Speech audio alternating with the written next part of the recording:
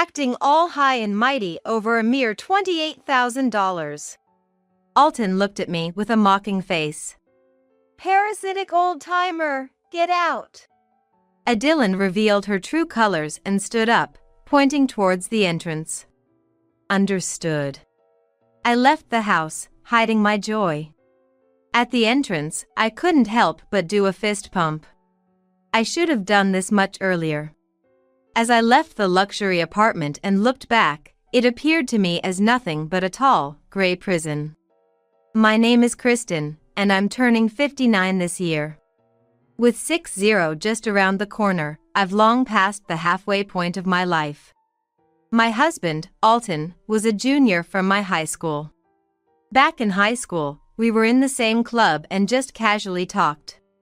The reason we got close was when Alton, having gone on a date with a girl from his class, got a perm that turned out disastrously bad, and he was almost in tears. I helped him out. I loved fashion and had a keen interest in clothes and makeup. I took him to a beauty salon I knew to fix his hairstyle, and he was so satisfied with the result that he left with a smile, skipping towards his date. Alton had a girlfriend, so I didn't get too involved, and we naturally drifted apart when I graduated. After graduating from a cosmetology school in the city and working as a beautician for 5 years, Alton showed up at the salon without an appointment. A few days later, Alton and I happily reunited at a cafe after 7 years. Alton, you went to college in Boston, right? Alton, with a glowing face, replied, Yeah. I got into college and came back to work at the county hall. There's a college reunion today. I felt intimidated by his proud face. Kristen, do you have someone you're dating? If not, please go out with me. I was taken aback by his sudden proposal. I don't have a girlfriend either. I've always thought you were cute. Well, I don't have a boyfriend right now, so I guess going on a date is fine. I answered with a composed face, but I was actually very happy. After that, we went on several dates. As time passed, we started to casually call each other by our first names. You know, I want to marry Kristen, Alton said with a serious face. I'll work harder so I can afford a luxury apartment, and then, let's be together. I looked surprised, but inside, I was really happy. Alton hugged me. It hurt a little, but that made me happy, and I hugged him back with all my might. After that, I worked ferociously. I learned everything from scratch about the latest hairstyles and fashion trends, thanks to a stylist acquaintance of a colleague. Thanks to that, my appointments increased, and before I knew it, I was among the top 3 stylists in the salon. Furthermore, an actress who liked my work and had just made her break chose me as her hairstylist and makeup artist. Alton also led several projects to success, advanced smoothly in his career, and became a chief. Walking along our usual dating spot, the Riverside Walkway, Alton suddenly stopped, turned to me with a serious face, and said, Isn't it about time we start living together in a luxury apartment? I vaguely realized this was his proposal. Yes, thank you. I'll live with you. I hugged Alton. I was happy. I thought I was the happiest person in the world. Looking back now, it was quite a farce. That's how I came to marry Alton. Though it was with regret, I left the salon, returned to my hometown, and started living with Alton in a luxury apartment we bought with a loan. Our only child with him was our son, Terrence. Since we couldn't have more children, I decided to throw myself into work. I started working at a beauty salon. Perhaps because of my work in Boston, my cutting skills were considered sophisticated, and I received a lot of requests. I showered Terrence with love, but also taught him the harsh realities of life. To Alton, I seemed like a strict mother without affection, and he compensated by spoiling him. Listen, don't ever marry a woman who lacks affection like her. He said this loud enough for young Terrence to hear. You're not good at studying, so don't make Terrence feel ashamed. Alton would always demean me as a woman who's bad at studying at every opportunity. Terrence went on to a university in Boston and landed a job at a major trading company there. I was really happy, but I felt lonely thinking we would be apart. Since Terrence was too busy to come home for Christmas, we decided to visit him in Boston once a year instead. After more than 5 visits, Terrence told us there was someone he wanted us to meet. At the restaurant, we met Dylan, Terrence's colleague who was 2 years younger. Dylan had a somewhat stern face, and I thought it might be difficult to get along with her, but I didn't show it. I'm serious about her. I want to marry her. I feel the same. Terrence graduated from a good university, and it matches well with the women's college I graduated from. Oh, I see. I graduated from a university in Boston. Dylan turned to Alton with a pleased smile.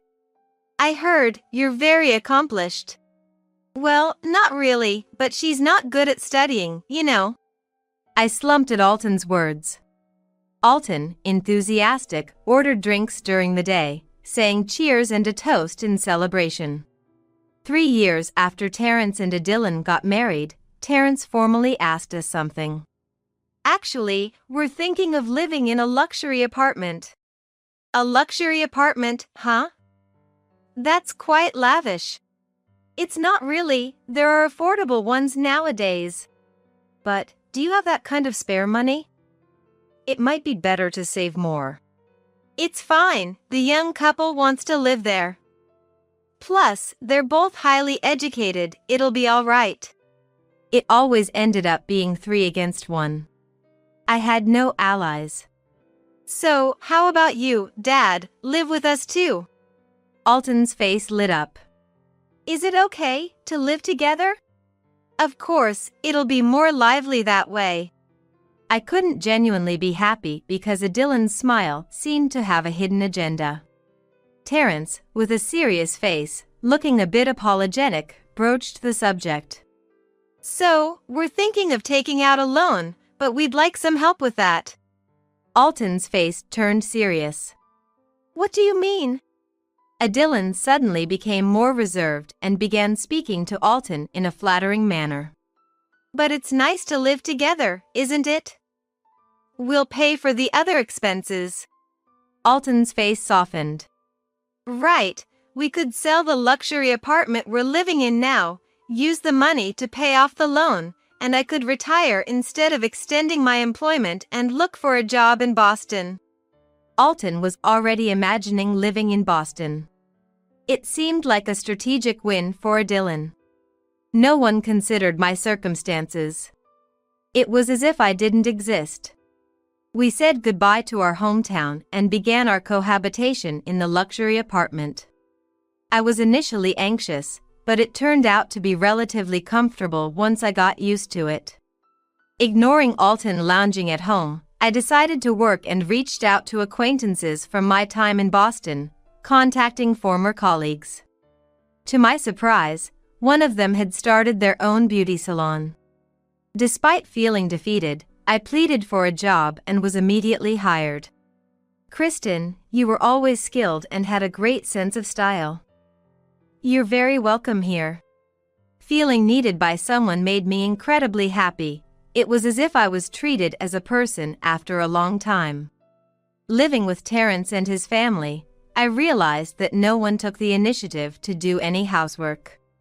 Reluctantly, I ended up doing all the household chores. I managed everyone's laundry, room cleaning, taking out the trash, cooking, and shopping in between working at the beauty salon. Moreover, no one thanked me. They must have taken it for granted.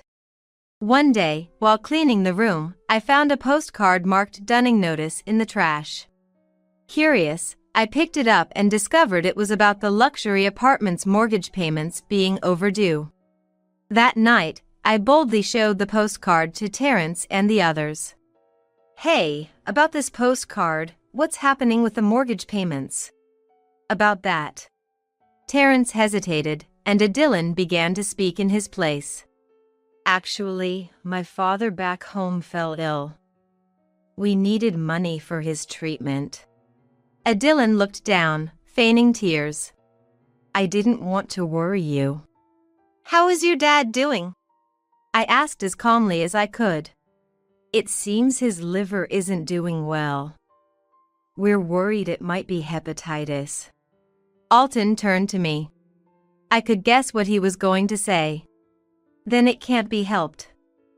We have the money from selling the previous apartment, right? Give that to Dylan. My guess was correct. I must have been the only one to see Dylan's face twist into an eerie smile. No, I can't accept such money. It's okay. It was for our retirement, but we're living here now. We don't need it anymore. But this money is... I felt it was impossible, but I attempted to resist. Quiet, don't argue with me. You're just a woman who's bad at studying. I'm forever the woman who's bad at studying. While I was cleaning the room, the seldom used landline rang. I was the only one available, so I answered. The caller was from the finance company. They hadn't received the mortgage payment, and the loan agreement would be cancelled if this continued. What's going on? We had given the money from selling the luxury apartment to Dylan, including the portion for the mortgage. While I was feeling down, pondering, Dylan came home. Dylan, the loan company called today. Dylan's face momentarily stiffened. Is that so? What did they say? Dylan quickly put on a smile and asked. They said they couldn't confirm the payment. If it continues, they're going to cancel the contract. I see. That's troublesome, isn't it? She responded with a cool detachment, as if it were someone else's problem. What do you plan to do? It can't be helped. The money from selling your luxury apartment was just a drop in the bucket. Dylan, with a serious expression and in a low voice, declared. I stepped back, overwhelmed by her assertiveness. Dylan's true nature had finally emerged. Returning to a sweet demeanor, Dylan said in a sugary voice. So, please put in more money. Otherwise, as the guarantor, you'll have to pay the whole amount. That was Dylan's aim all along. She intended to make us pay the entire mortgage for the luxury apartment. You can't possibly think that's okay.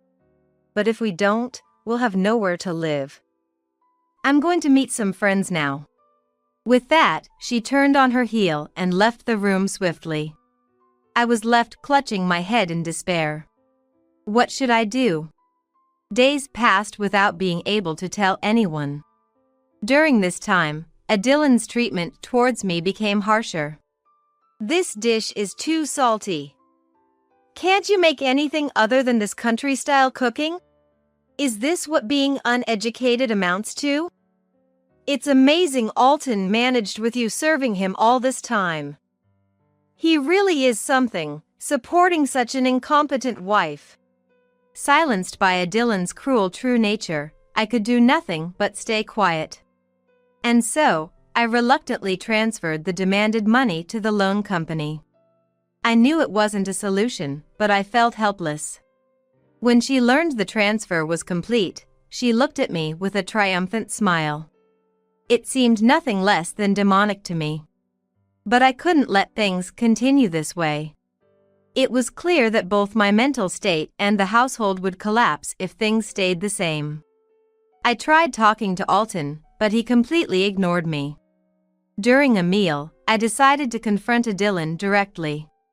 Interrupting her story about the musical she recently went to see, I said, Hey, we need to start repaying the loan soon or it'll be cancelled. This is the second dunning notice, and I've been the one paying each time. Alton looked at me with disappointment. Hey, it's being resolved for now, isn't it? Then it's fine. Alton seemed to be firmly on Dylan's side. But at this rate, I'll end up paying for everything. Getting all high and mighty over a mere $28,000. Alton looked at me with a mocking face. Parasitic old-timer, get out. Adeline, revealing her true colors, stood up and pointed towards the entrance. Understood. I left the house, hiding my joy. At the entrance, I couldn't help but do a fist pump. I should have done this much sooner. Looking back at the luxury apartment as I left, it seemed nothing more than a tall, gray prison to me. I spent the night at a hotel I had booked in advance. I informed my colleagues at the salon that I had safely left the luxury apartment. Kristen, that person was beneath you. I received a text saying. I had fallen asleep without realizing it and woke up the next morning. I wondered when was the last time I had slept so soundly. Checking my mobile phone, I saw countless missed calls and texts from Alton. Most of the texts were pleas for me to reconsider, but I ignored them and went to the salon. For some reason, everyone at the salon congratulated me. I lived in the hotel for a while, going to the salon and living a peaceful life. A week later, Alton called the salon. Please, don't contact me at work. Kristen, I'm truly sorry. Let's talk properly. Please come back home once. Knowing things couldn't end this way, I agreed to return the next day at noon and hung up. Now, the real confrontation begins. The next day, I returned to what looked to me like a prison of a luxury apartment. In the living room, Adeline was glaring with her arms crossed, alongside a dejected Terence and an irritated Alton. I sat down and looked straight into Adeline's eyes to ask, Hey, is your dad really sick? At Adeline's surprised expression, Alton slammed his palm on the table. What an incredibly rude thing to say. I called Adeline's family home. They said the only thing wrong with Adeline's dad was farsightedness. Exactly, it was a lie, obviously. Alton, confused, had no idea what was happening.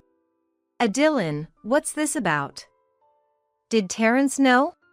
Terence remained silent, looking down. But if we don't pay the mortgage, Alton and the rest will be in trouble.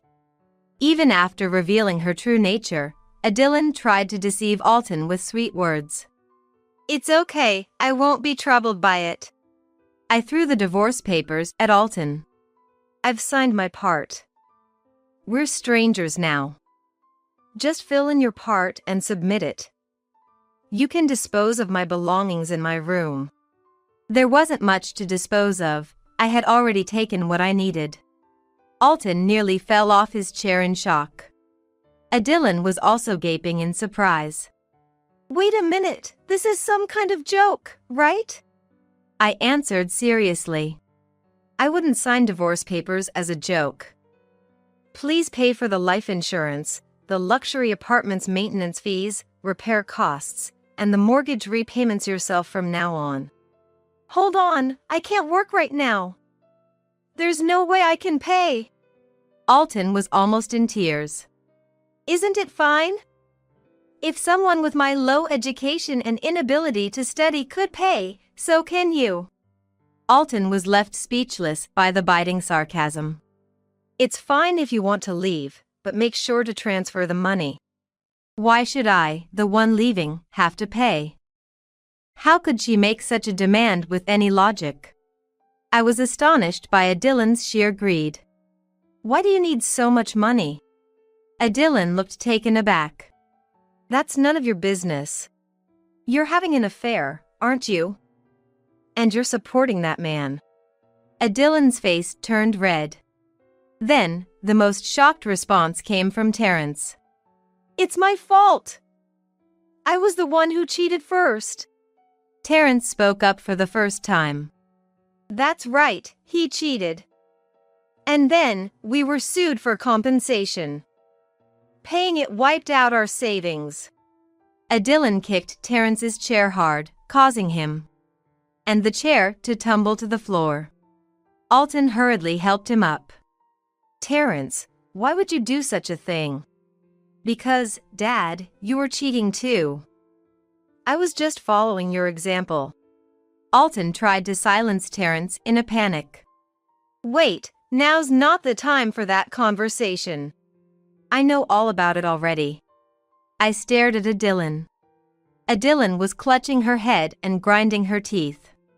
So, Terrence cheated, and you cheated too. That's no excuse. But it seems you weren't just squandering the money, you were sued for compensation too.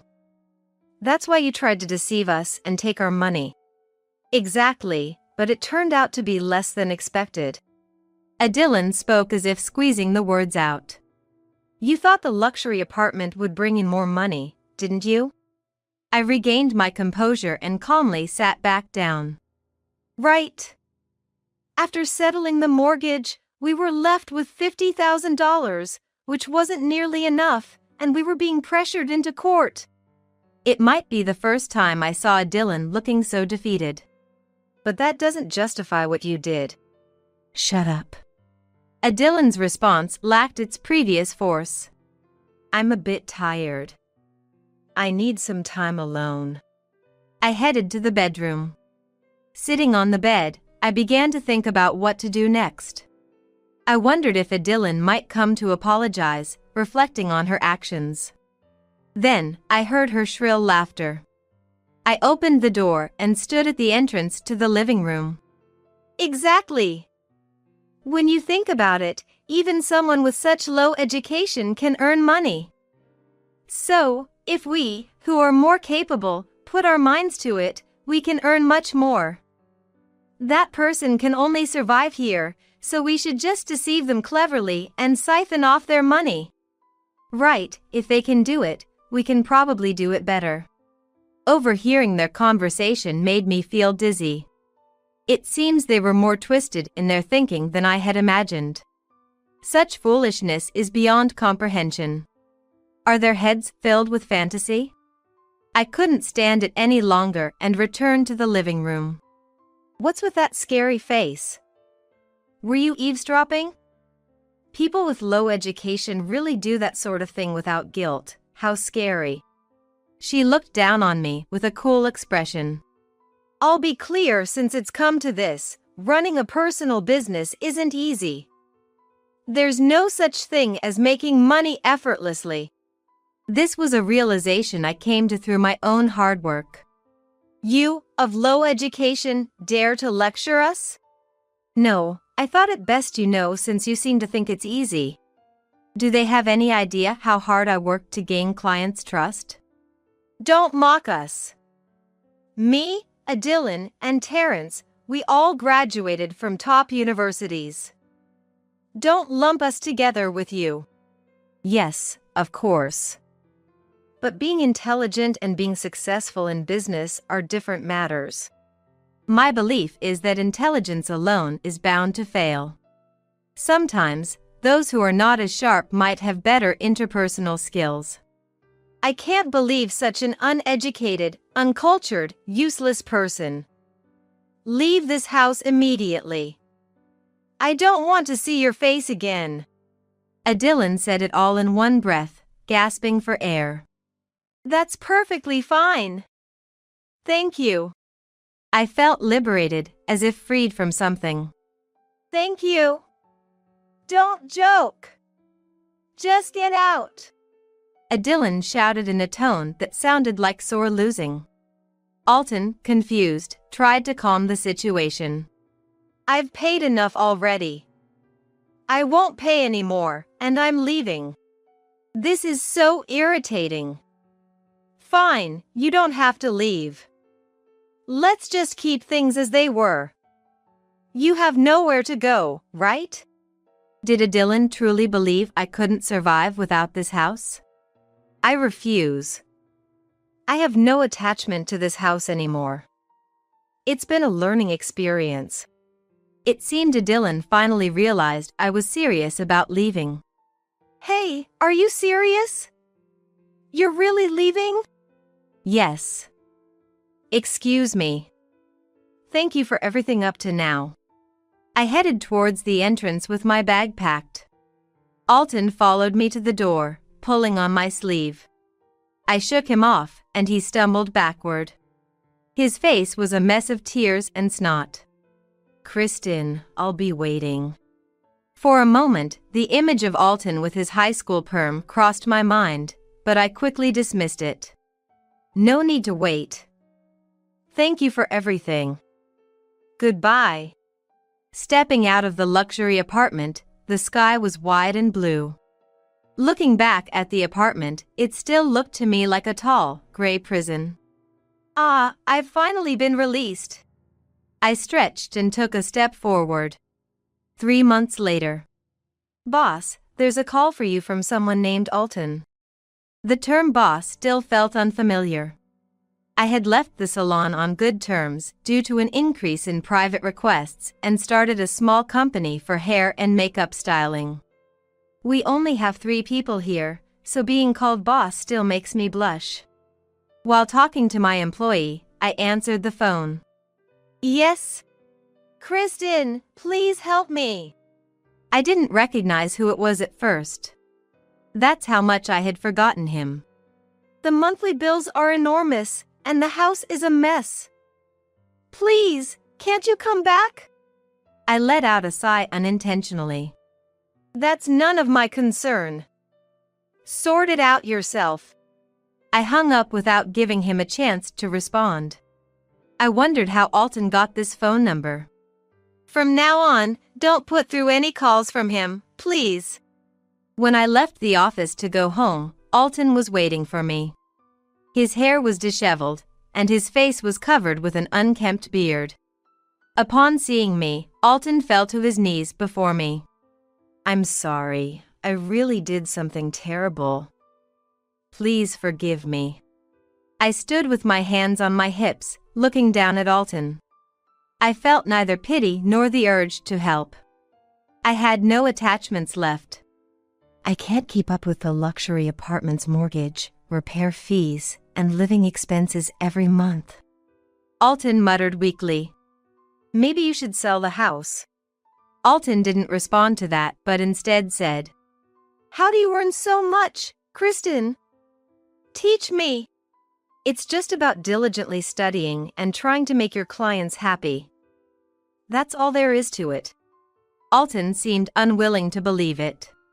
There must be more. There must be an easy way to make money. I felt a sense of pity for Alton, who still thought this way even now. You're highly educated, right? You should come up with a better idea using your own brain. Alton, while rejecting the idea, begged. Don't say that, please. Could you at least lend me money for 1 month? I regretted feeling any pity for him.